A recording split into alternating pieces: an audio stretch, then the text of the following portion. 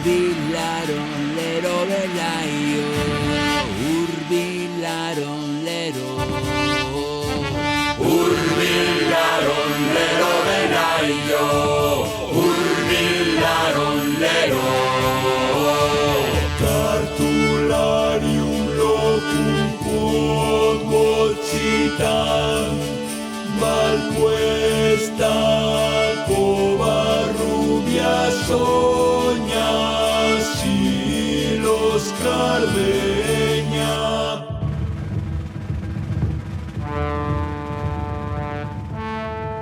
A lo largo de todo el siglo IX, con el repliegue de los musulmanes hacia el sur, diversos grupos humanos se fueron asentando foramontanos, fuera de los montes, más en concreto al sur de la cordillera Cantábrica y sus estribaciones. Distintas fuentes escritas nos dejan constancia de tales desplazamientos y de su ubicación en diferentes lugares de León y Castilla. En la provincia de Burgos, las fundaciones de la propia capital en el año 884 o la del monasterio de San Pedro de Cardeña en el 899. Este cenobio, conocido por esa noticia repetida en varias fuentes, se concreta para el caso de Cardeña en un documento del año 902.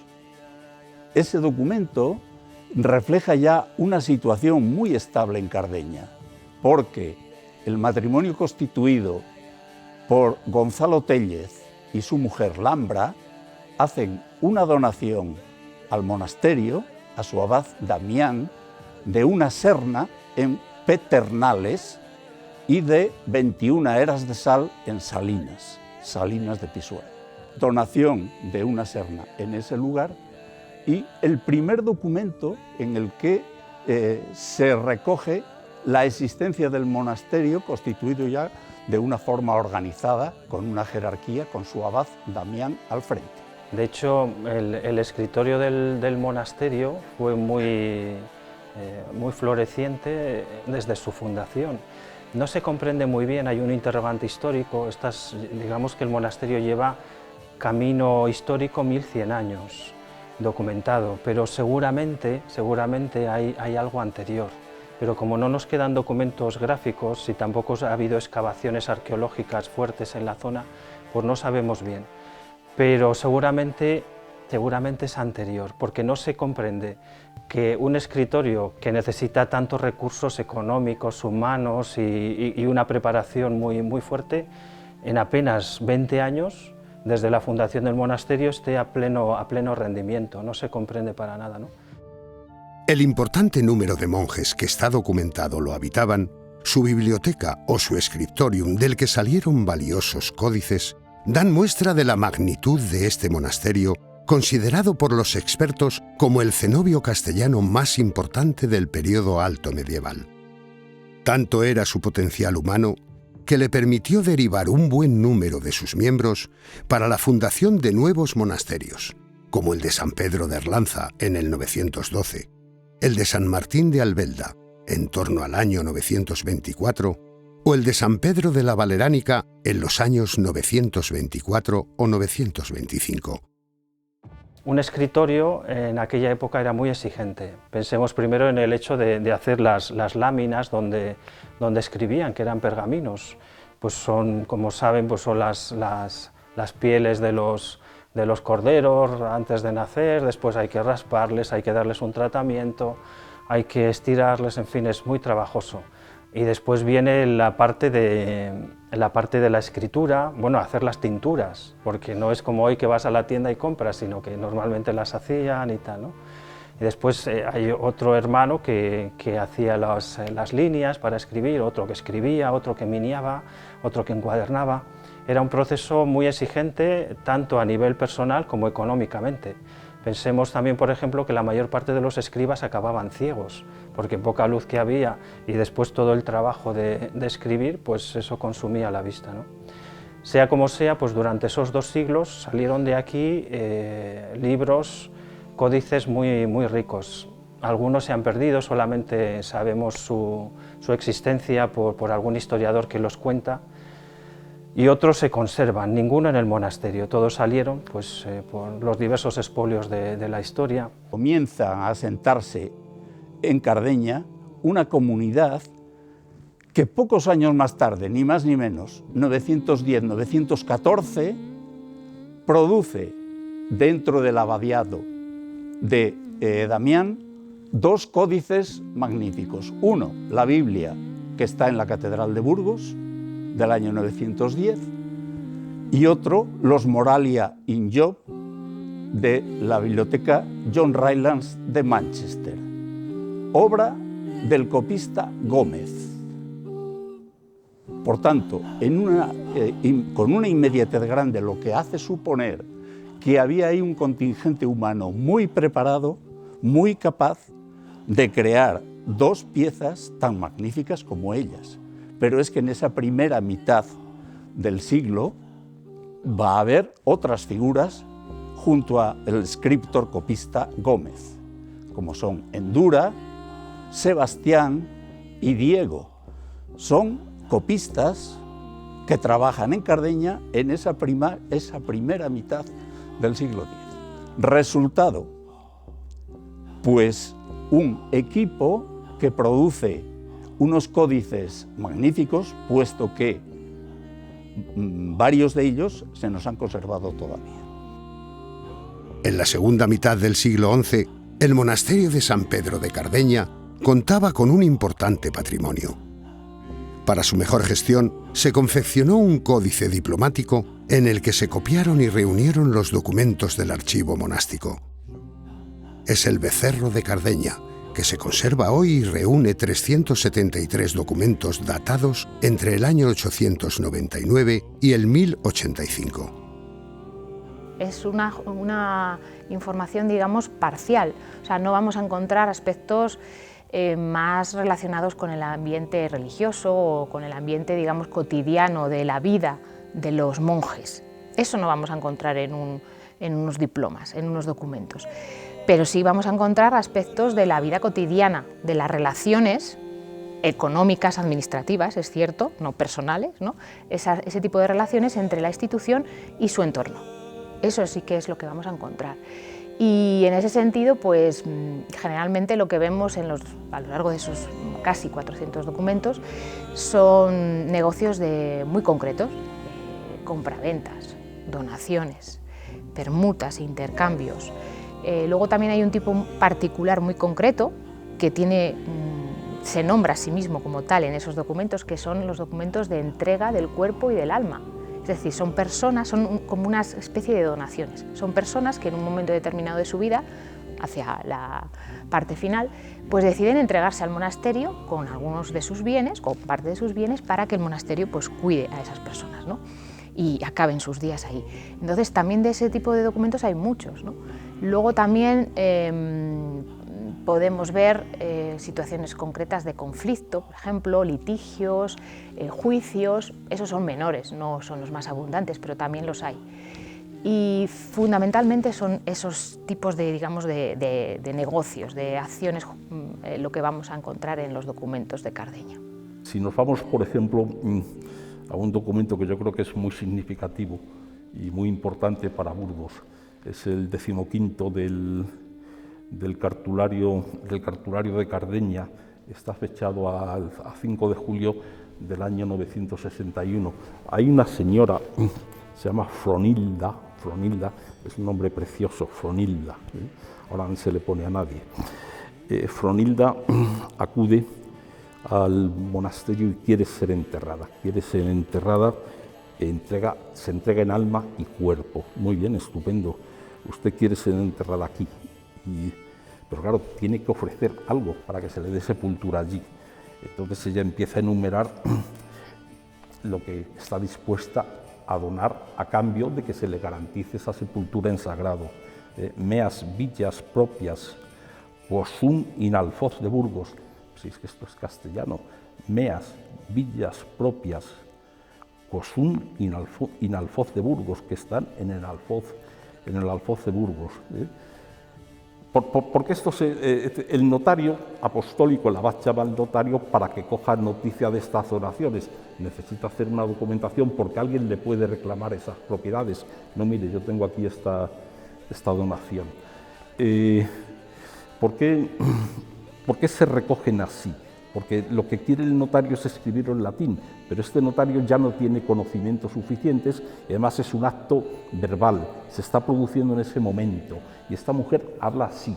Entonces el notario inevitablemente transcribe lo que habla, porque no tiene el latín suficiente para hacer una traducción simultánea al latín. Y le dona las villas de San Martín y Urbaneja Río Pico, la iglesia de San Pedro de Viviesca. Porque este documento es muy importante desde mi punto de vista, bueno, porque en este documento aparece Atapuerca, la cueva de Atapuerca. Una pieza donde se han transcrito documentos del archivo, pergaminos que estaban sueltos en el archivo, se han transcrito por una mano, y hay una mano fundamental que redacta la inmensa mayoría, que copia la inmensa mayoría de esos códices, en torno a 368. Hay otros 6, 7 que copian otras manos, 2 de ellas antes de que acabe el propio siglo XI y 2 que actúan un poco más tarde. Pero, en definitiva, una pieza unitaria con un gran interés por ser el primero de los grandes cartularios hispánicos, el de Cardeña, en visigótica. Después vendrá el becerro gótico de Sahagún, del año 1110, y el tumbo de la Catedral de León del año 1124. 1086, 1110, becerro gótico de Sahagún y tumbo de la Catedral de León, ya no en visigótica, sino en carolina. Este está en escritura visigótica. El gótico de Cardeña es el primer gran cartulario hispánico. En el año 1086 se confecciona el becerro gótico de Cardeña, se recogen todos esos documentos que cada uno tiene su cronología, se han copiado ahí y es un testimonio de esa forma de actuar en Cardeña hace más de 1000 años. Por tanto, fundamental para el estudio de los orígenes del español, del castellano, del romance en estas tierras. Y llevar 373 documentos como fecha más tardía al año 1086, creo que tiene un gran interés para los orígenes de la lengua castellana y del español. Un códice que contiene documentos. ¿Y qué es un documento? Pues es un testimonio escrito de un hecho de naturaleza jurídica, redactado según unas formas determinadas que tienen por finalidad dar fe y hacer fe, dar fe de unos hechos y darle fuerza probatoria. Es el más completo, más temprano y el que se adscribe al término cartulario en su sentido más estricto. Es decir, se hace un documento para que quede constancia de que fulanito le vendió a menganito una tierra en tal sitio y por tanto dinero. Claro, son documentos que recogen negocios jurídicos, fundamentalmente. Fundamentalmente. No solo compraventas, sino donaciones, pero también cuando hay un litigio y disputan 2 personas o 2 instituciones por unos bienes, por unas fincas, por un patrimonio. Hay todo un litigio, unas denuncias, una comparecencia ante la autoridad judicial competente, quien sea, y una puesta por escrito de ese negocio jurídico que ya configura el documento de una manera un poco distinta a lo que es una compraventa normal, porque en este caso hay que hacer referencia a que hubo un litigio, que comparecieron las partes, que expusieron sus problemas, y eso se va a recoger. Y aquí viene una cuestión fundamental. Cuando uno se sale del esquema de redacción de un texto, de un documento, como hoy día, hacer una instancia, una solicitud, una certificación, un oficio, que tienen sus estructuras, y hay que contar un litigio que ha ocurrido, el escriptor no sabe muy bien cómo asentar aquello. Y dice, horta fuit intencio, surgió un conflicto entre fulanito y menganito que litigaban por una tierra que había en tal sitio, y entonces ahí aflora el romance. Los textos que incluye están escritos en latín. el latín correcto o el latín tosco en ocasiones, en función de la formación de los escribas. Pero analizando los textos, se pueden apreciar párrafos y frases con un léxico y una sintaxis que se acercan a la lengua nueva, el romance. Los registros que vamos encontrando del castellano a lo largo de esos 373 documentos son espontáneos. Es verdad que son registros espontáneos que, digamos, se les van escapando, por así decirlo, en los documentos, ¿no? Porque los documentos, no hay que olvidar que están en latín, están redactados en latín, pero claro, el lenguaje hablado, ese registro oral, ya desde el siglo, sin lugar a dudas, desde el siglo X empezaba a ser otro, empezaba a hablarse en los alrededores del entorno del monasterio, en el propio monasterio, sin lugar a dudas empezaba a gestar la nueva lengua, ¿no? En los 373 documentos que reúne el Becerro de Cardeña, encontramos ejemplos concretos de esta evolución del lenguaje desde el punto de vista léxico y el sintáctico. Podemos ver referencias concretas de palabras completamente castellanas como casa, caballo o libros, o las referencias a localidades próximas a Cardeña.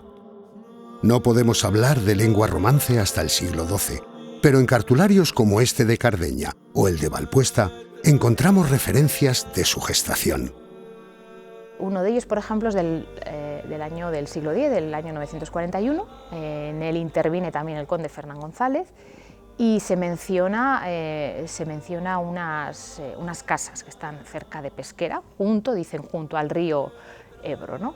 Pero lo mencionan en latín, el ríbulo íbero. En el año 947, pues perfectamente normal, ¿no? Que todavía se podía mantener en la terminología latina. Pero en cambio, por ejemplo, en un documento del 917, en este caso en particular con Cardeña, establece una venta de unas viñas que están junto al río Ebro, y este río aparece ya denominado como Ebro, tal cual, en el 917, ¿no? Entonces, claro, hay una diferencia de unos años. El más antiguo, además, tiene la denominación castellana o romance, y el que es un poquito más tardío no, mantiene el latín. El copista, en esos casos, teniendo en cuenta que lo transfiere más tarde, en el año 1086, podía haber unificado. En ese momento, seguramente ya hablaban del río Ebro, ¿no? Y podía haber unificado muchos términos y haberlos acercado al romance. Pero no es el caso. Vemos claramente que mantiene el uno, en un caso el latino y en otro caso el romance. Nos pasa también con la cuestión de los pozos, de los pozos salinos, las explotaciones salineras, que Cardeña tenía tiene un lote importante de documentos cercanos y relacionados con la explotación de las salinas en Poza de la Sal. Entonces, este término, pozo, sale constantemente. Son documentos de mediados del siglo X y podemos encontrar tanto el término castellano, romance, pozo, como el término latino, que es puteo, potium, puteum. Los tres indistintamente aparecen. Esto lo que nos demuestra es esa cuestión que comentaba, que hay fidelidad, se va respetando los originales, y nos demuestra claramente que esa lengua oral, esos registros orales, pues todavía estaban en plena vacilación, en pleno despegue de lo que luego será el romance. Indistintamente parece ser que podían mencionarlo en los términos en romance y también en latín, porque, claro, pues eso, estamos en una época en la que se está gestando, estamos todavía viendo cómo se va produciendo esa génesis, y que esa génesis conlleva vacilaciones y conlleva no solo ortográficas, sino también combinaciones de los términos latinos junto con el romance. Conviven perfectamente. Eso es lo que tuvo que suceder durante mucho tiempo, hasta que finalmente, claro, acabó perdiéndose definitivamente lo latino. Los monjes de este scriptorium trabajaban por la salvación de su alma, mientras otros hermanos elaboraban los becerros, las cintas o labraban la tierra para el mantenimiento del monasterio. Extramuros la vida era dura, de pura supervivencia. Las diferencias sociales eran muy grandes y se reflejaban claramente en el vestuario. Había mucha diferencia entre las clases de la nobleza y sobre todo de la realeza y el pueblo llano. De hecho, bueno, se notaba sobre todo en los vestidos. A partir del siglo XIII comienzan a surgir una serie de modas donde se aprovechan muchas telas, sobre todo que vienen del mundo musulmán. Es cuando entra de forma fuerte el uso de la seda, aparece el terciopelo como un nuevo tejido y eso hace que, bueno, pues las diferencias sociales se remarquen todavía muchísimo más y la gente del pueblo tiene que seguir utilizando los materiales que en su momento tienen, que son principalmente el cáñamo, el lino y la lana. España es un país de contrastes y la moda marca muchas diferencias. Aún así, hay una característica que marca siempre también a la moda prácticamente hasta no hace mucho, que ha sido el conservacionismo, ¿no? El tratar de no perder ciertas modas, ciertas formas, ciertas prendas, ¿no? Es muy curioso como en el siglo XIII todavía perviven en España modas del siglo X. El aspecto original del monasterio de San Pedro de Cardeña poco se corresponde al que presenta en la actualidad. Este lugar vivió dos grandes épocas de esplendor. Primero, entre los siglos X y XII, como durante la época del abad Sisebuto, coetáneo de otros abades santos de la diócesis de Burgos, como Santo Domingo de Silos, San Íñigo de Oña o San Lesmes en el monasterio de San Juan de la capital. Y un segundo periodo de resurgimiento en el siglo XVI. La actual iglesia gótica data del siglo XV. De la etapa románica solo queda la torre. Probablemente el monumento más importante de allí, que es la torre. La torre, que está situada al sur de la iglesia, prácticamente tiene un proceso constructivo que va desde el siglo IX hasta el siglo XV. Es un proceso largo. Es una torre que la podemos comparar con la de Doña Urraca. Es una torre, vamos a ver, hueca por dentro.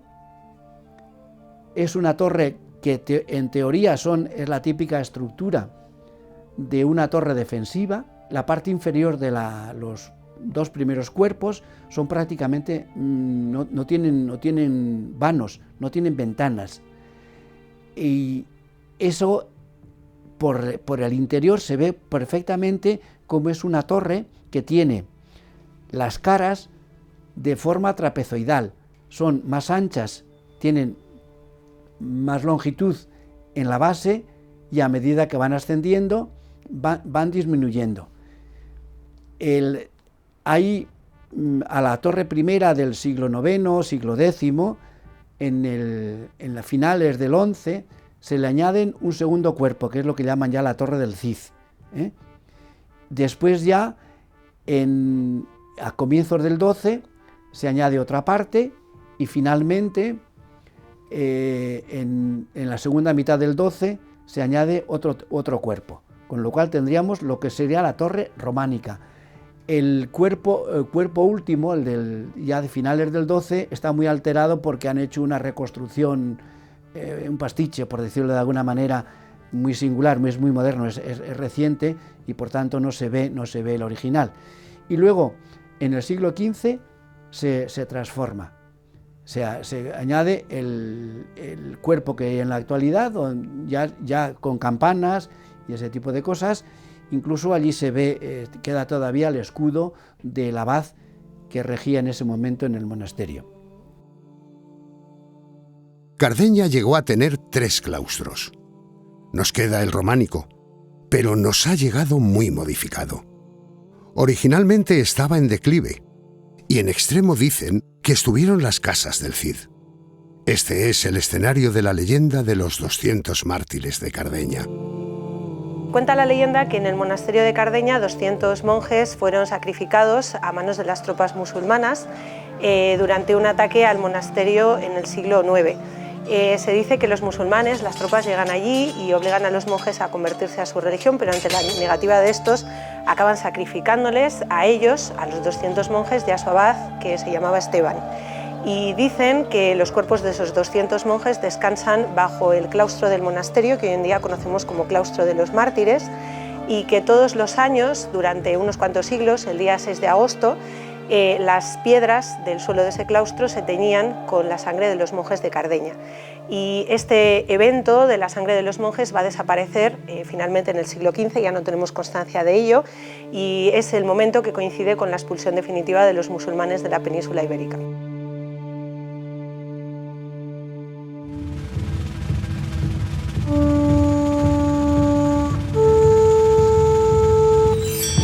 Urbilaron lero belaio, urbilaron lero. Urbilaron lero belaio, urbilaron lero.